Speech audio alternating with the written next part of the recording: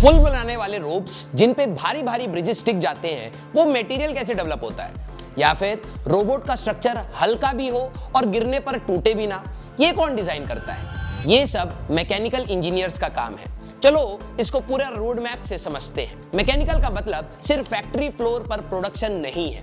ये ब्रांच नए मटेरियल्स बनाने, रोबोटिक्स डिजाइन करने, ईवीज पर रिसर्च करने और एरोस्पेस तक फैली हुई है। इसका कोर है फिजिक्स और कैसे चीजें काम करती हैं ये समझना। एक ऑनेस्ट बात ये भी है कि कोर मैकेनिकल कंपनी जैसे टाटा, महिंद्रा, होंडा गिनती की है। इसीलिए जो स्टूडेंट्स रोबोटिक्स, ईवी या मटेरियल साइंस जैसी स्पेशलाइज्ड फील्ड में खुद को डिफरेंशिएट करते हैं, उनके लिए अपॉर्चुनिटीज और भी स्ट्रांग हो जाती हैं।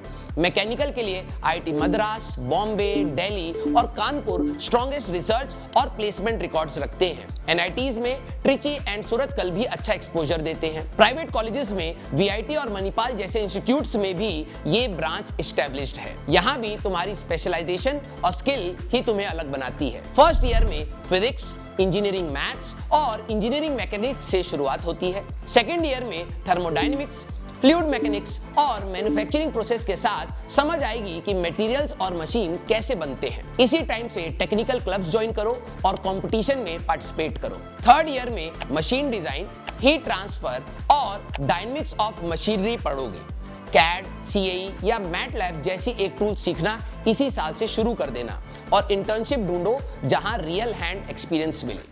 फोर्थ ईयर में एक स्ट्रॉन्ग प्रोजेक्ट बनाओ जो तुम्हारे इंटरेस्ट एरिया रोबोटिक्स, ईवी या थर्मल को शोकेस करे और उस बेसिस पर प्लेसमेंट या हायर स्टडीज के लिए प्रिपेयर हो जाओ। जॉब रोल्स में design engineer, manufacturing engineer, robotics engineering, automotive engineer और एरोस्पेस इंजीनियर जैसे ऑप्शंस आते हैं। पीएसयू सेक्टर भी स्ट्रांग है। इसरो, डीआरडीओ, ओएनजीसी, सेल, गेल, एचएएल जैसी organization regularly mechanical engineers hire करती है।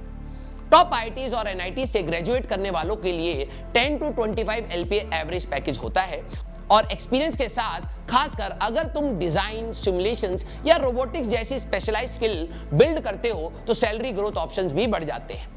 जो स्टूडेंट रिसर्च और इनोवेशन में जेन्युइनली इंटरेस्टेड होते हैं, उनके लिए ब्रांच सबसे ज्यादा रिवॉर्डिंग साबित होती है। मैकेनिकल एक ऐसी ब्रांच है जहां तुम्हारा इंटरेस्ट और स्पेशलाइजेशन सबसे ज्यादा मैटर करता है। जेनरिक अप्रोच से नहीं, डीप स्किल से ग्रोथ मिलता है। और हाँ, अगर तुम्हें इंजीनियरिंग के साथ एआई, कम्युनिकेशन स्किल्स और फाइनेंस जैसी चीजें भी सीखने का मन है तो डाउनलोड करो ज्ञानी ऐप और कमेंट्स में बताओ अगला रोड मैप किस ब्रांच का चाहिए।